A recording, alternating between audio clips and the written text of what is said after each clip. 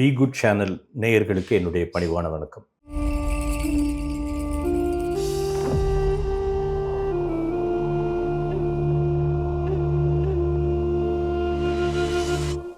குருவாய் வருவாய் அப்படிங்கிற ஒரு சிறப்பு நிகழ்ச்சி இது.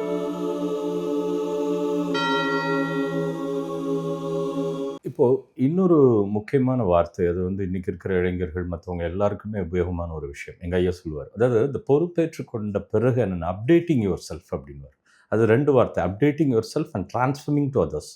அதாவது உன்னை நீ தயார்படுத்திக் கொள்வதும் பிறரோடு பகிர்ந்து கொள்வதும். இந்த அப்டேட்டிங் என்ன அப்படின்னா, இட்ஸ் நாட் இது ஸ்ரீராம் சார் கூட ஒரு முறை சொன்னார், bundle of the collecting knowledge.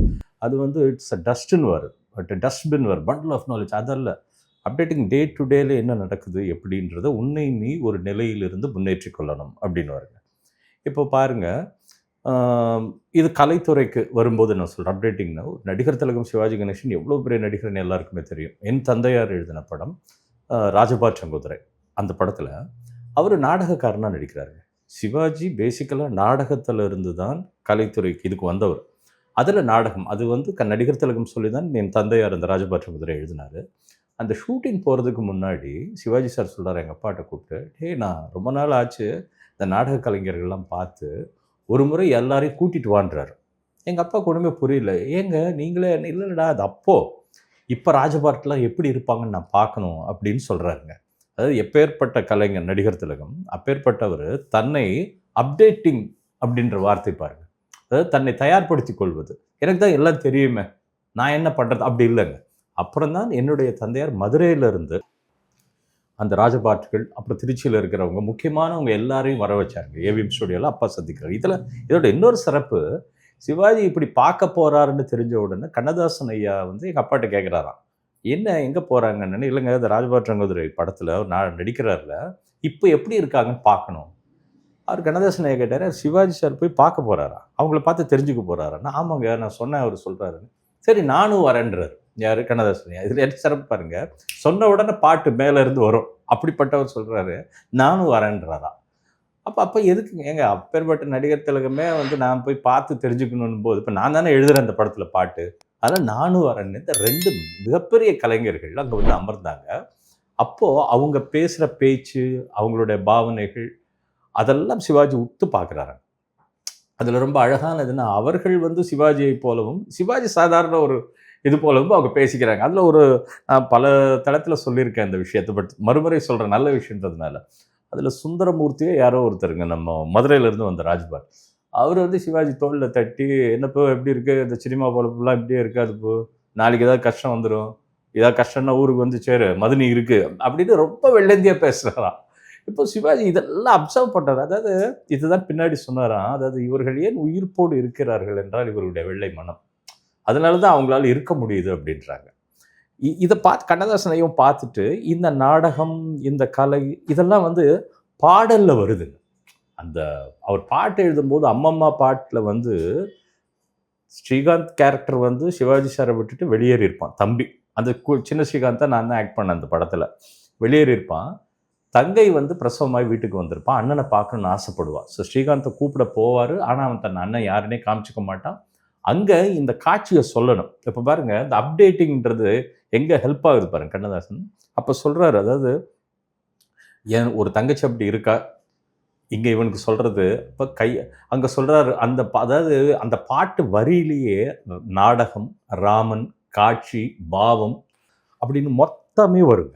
அது கண்ணதாசன் ரொம்ப அழகாக அதில் வடிச்சிருப்பார். தங்கையனும் இளைய கன்று தாய் வீடு வந்ததென்று என்னுடைய நாடகத்தில் காட்சி, அதை கொண்டவனை பிரிந்து கோலம் கொண்டு நிற்பதனை கண்டதற்கு இன்னொருவன் சாட்சி. அது தம்பி, கண்ணில் நீர் தெரிய சீதை நின்ற நிலை கண்ணில் தெரிகிறது, அண்ணன் கொண்ட துயர் தம்பி லட்சுமணன் நெஞ்சில் எழுகிறது. அப்படி போகும். அது பாசம் பண்ணுற. இப்போ பார்த்தீங்கன்னா இதில் நாடகம், காட்சி, அது சொல்கிற முறையில் அவனுக்கு புரிய வைக்கணும், அதே நேரத்தில் மற்றவங்களுக்கு அது தெரியக்கூடாது. ஸோ இந்த ஒரு விளக்கங்கள்லாம் எப்படி ஏற்பட்டது, எனக்கு எல்லாம் தெரியும் அப்படின்னு கண்ணதாசன் ஐயாவும் நினைக்கல, நான் ஒரு பெரிய நடிகன்றது நடிகர் திலகம் நினைக்கல. இதுதாங்க அப்டேட்டிங். இப்போ இந்த அப்டேட்டிங் வந்ததுக்கப்புறம் டிரான்ஸ்ஃபார்மிங்ன்ற ஒரு வார்த்தை யூஸ் பண்ணுறாங்க பாருங்கள். அதாவது இதை பகிர்தல். இங்கே நான் பல பேர் பார்க்குறேங்க, அதாவது ஒரு அனுபவம் ஏற்பட்ட பிறகு அதை தங்களுக்குள்ளேயே வச்சுக்கிறாங்க. நம்ம போய் கேட்டால் இல்லைங்க அது எங்களுடைய செல்ஃப் அப்படின்வாங்க. அதை பகிர்றது தாங்க வாழ்க்கை. அதை யாராவது ஒருத்தனுக்கு போயிடாத. இப்போ நம்ம இந்த நிகழ்ச்சி நடத்திக்கிட்டு இருக்கோம், குருவாய் வருவாய். நான் ஆரம்பத்திலேயே சொன்னேன், இது உங்களுக்கு தெரிந்த விஷயம் தான், நான் திருப்பி சொல்லிக்கிட்டு இருக்கேன். ஆனால் யாராவது ஒருவர் அதை கேட்டு ஒருவருக்கு ஒரு மாற்றம் ஏற்பட்டு ஒருவருக்கு ஒரு திருத்தம் வந்தால் அதுதான் பயன். ஸோ இந்த பெரியவர்கள் எல்லோருமே அதை தங்களுக்குள்ள வச்சுக்கிறதுக்காக வரலைங்க, அதை பகிர்ந்து கொடுக்கறதுக்கு தான் வந்திருக்காங்க. அது பாபாவாக இருக்கட்டும், ரமண மகரிஷியாக இருக்கட்டும், ராமகிருஷ்ண பரமஹம்சராக இருக்கட்டும். அந்த உடல்நிலை சரியில்லாதப்போ கூட ராமகிருஷ்ண பரமஹம்சர் எல்லாரையும் திரட்டுறாரு. அப்போ எல்லார்கிட்டையும் சொல்றாரு, எனக்கு உடல்நிலை சரியில்லைன்றதை மட்டும்தான் நீங்க பார்க்குறீங்க, ஆனால் நீங்க இத்தனை பேர் ஒன்றா சேர்ந்திருக்கதை நான் பார்க்குறேன்றார். அப்போ தான் இந்த ராமகிருஷ்ண மடம் அந்த அதுக்கு வித்தே வருது. அப்போ என்ன சொல்றாங்க, இந்த டிரான்ஸ்ஃபார்ம் ஆகுறது. இன்னைக்கும் அந்த ராமகிருஷ்ணன் மட்டுன்றது உலகம் ஃபுல்லாக முழுவதும் வியாபிச்சிருக்குன்னா அதுக்கு அந்த பரமஹம்சருடைய உபதேசத்தை விவேகானந்தர் கொண்டு போய் சேர்த்தது தான். இதில் பாருங்க, இதில் ஒரு அற்புதமான இது, விவேகானந்தர் ராமகிருஷ்ணன் வந்த பிறகு ஒரு நாள் ஆழ்நிலை தியானத்துக்கு போய் அப்படியே அமர்ந்துடுறாரு. இது போதுன்றாரு. அப்போ பரமஹம்சர் தட்டி அவர் வெளியே எழுப்புறாரு. எழுப்பு என்னன்னா, எனக்கு போதும் பகவான், இதுக்கு தான் நான் வந்தேன்றார். அப்போ சொல்றாரு, நீ இதுக்கு வரலன்றார். அதாவது நீ தனியாக உட்காந்து ஆத்ம சுகத்தை வச்சுக்கிட்டு அப்படியே இருக்கிறதுக்கு வரல, யூ கேம் டு டிரான்ஸ்ஃபார்ம் இட்டுன்றார். இப்போ பாருங்க, தனக்கு வந்ததை பகிர்தல், இதுதான் ரொம்ப முக்கியம். விவேகானந்தருக்கு ஒன்றுமே புரியல. நானே இந்த நிலையில் இருக்கேன்னா, இல்லை நீ உலகத்துக்கு பாடம் சொல்ல வந்தவன், 7 கடலை தாண்ட போறவன். இதுதான் நடந்தது. இதன் பிறகுதான் அதுவரை இந்தியா எப்படி இருந்தது ஒரு வரைபடத்தில் அப்படின்னா, காடு, சாமியார்கள் இவர்கள் மட்டும் இருக்கக்கூடிய ஒரு ஊருன்றதா இருந்தது. எப்போ விவேகானந்தர் போயிட்டு வந்ததுக்கு அப்புறம்தான் இந்தியா உலகத்துக்கு ஒரு வரைபடத்தில் ஒரு வெறும்ன சாமியார் இது இருக்கிறது மட்டுமில்ல, அதை தாண்டி தொழிற்சாலைகளும் பல விஷயங்களும் உருவாச்சு. பாருங்க, ஒரு உண்மையான விஷயம், டாட்டாவினுடைய ஆரம்பமே சுவாமி விவேகானந்தர் ஷிப்பில் போகும்போது இப்போ இருக்கிற டாட்டாவில் இப்போதுக்கு முன்னோர் அந்த பெரிய டாட்டா, ரத்தன் டாட்டாவோடைய பெரியவர், அவருடைய தந்தையார் பயணம் பண்ணியிருக்காங்க. அப்போ விவேகானந்தர் கோரிக்கை வச்சார், மேட்ச் பாக்ஸ் ஃபேக்ட்ரிங்க அதுக்கு இங்கே சைனாவில் எங்கேயோ இருக்குது, ஏன் நம்ம மண்ணில் செய்யுங்கன்னு சொன்னார். அவங்களுக்கெல்லாம் நம்பிக்கை வரல. விவேகானந்தர் அந்த உலக புகழ் பெற்ற பிறகு அந்த பேச்சுக்கு வலிமை இருந்தது. அந்த பேச்சுக்கு வலிமை அதன் பிறகு தான் நீங்கள் எல்லாமே ஆரம்பிக்கப்பட்டது. தொழிற்சாலைப்பட்ட டாட்டா நிறுவனமே அதன் பிறகு தான் ஆரம்பிக்கப்பட்டது. அதே போல் பெண் கல்வி அது அந்த சாரதாம்மா பேரில் அதன் பிறகு தான் நீங்கள் தொடங்கப்பட்டது. ஸோ இப்போ இங்கே என்ன இதில் என்னுடைய தாத்பரியம் என்ன அப்படின்னா, நீங்கள் மட்டும் வச்சுக்கிறது இல்லைங்க, அது கொடுக்கறது, அது கொடுக்கணும். அது கொடுக்கும்போது தான் அது நீங்கள் உண்மையாக பயன்பெற்றதும் நீங்கள் அந்த பாடம் பெற்றதும் உங்களுக்கு ஹெல்ப்பாக இருக்கும். இப்போ எங்கள் ஐயா டிஜேன் ஐயா இருந்தாருங்க, நாங்கள்லாம் வகுப்புக்கு போகும்போது அங்கே ஒரு பாக்ஸ் இருக்கும், அவ்வளோதான். அது ஒரு டொனேஷன் பாக்ஸ்ன்றதெல்லாம் கூட பல வருஷத்துக்கு அப்புறம் வந்தது. எங்களுடைய எண்ணங்களை எழுதி போட்டுருவோம். அப்போ எங்கள் ஐயா பாடம் எடுக்கும்போது சொல்லுவார், அதாவது இதை நான் மட்டும் சொல்லணுன்ற அவசியம் இல்லை, இங்கே வருபவர்களில் யாராவது ஒருத்தர் இந்த கருத்தை எடுத்துகிட்டு போய் உங்கள் விஷயமாக கூட மற்றவங்கள்ட்ட பரிமாறலன்னார். இல்லை, எனக்கு கிடைச்ச ஒரு மிகப்பெரிய பாக்கியம் என்னன்னாங்க, நான் ஒரு முறை கடிதம் எழுதிட்டே இருந்தப்போ ஒரு முறை சொல்கிறாரு, அப்போது அங்கே வரவங்கள்லாம் ரொம்ப படித்தவர்களும் பெரிய பெரிய ப்ரொஃபஷனில் இருக்கிறவங்கலாம் அங்கே வருவாங்க.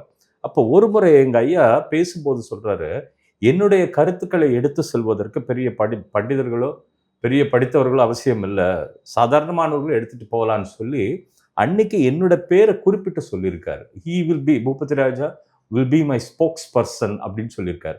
ஒரு 25 இயர்ஸ்க்கு முன்னாடி.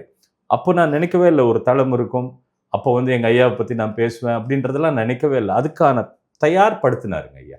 இப்போ நான் சொல்ல பாருங்க, இந்த பகிர்தல்ன்றது இப்போ கூட நான் பண்ணிக்கிட்டு இருக்கிறது என்ன அப்படின்னா, அவர்கள் எனக்கு கொடுத்தது, எங்கள் டிஜே ஐயா கொடுத்ததை சொல்லி கொடுத்ததை அதை தான் இப்போ உங்களோட பகிர்ந்துட்டு இருக்கு. இது it has to be transform to others. அப்படி போகணும். அதாவது இது ஒரு தொடர் ஓட்டப்பந்தயம் நான் சொல்லியிருந்தேன் ஒரு இதில். ஒருத்தருக்கு மட்டும் இல்லை, அது அப்படியே வந்தது தான். அப்படி ஒவ்வொருத்தராக எடுத்துகிட்டு வந்ததுனால தான் இன்றைக்கும் நம்ம திருக்குறள் கேட்டுக்கிட்டு இருக்கோம், இன்றைக்கும் மகாபாரதம் கேட்டுகிட்டு இருக்கோம், இன்றைக்கும் ராமாயணம் கேட்டுக்கிட்டு இருக்கோம். ஏன்னா இது தொடர் ஓட்டம், ஒவ்வொரு செவி வழியாக வந்து இருக்கிறதுனால தான் பயன்பட்டுக்கிட்டே இருக்கு. ஸோ எந்த ஒன்றையும் பகிருங்கள், பயன்பெறுங்கள், சந்தோஷமாக இருக்கு.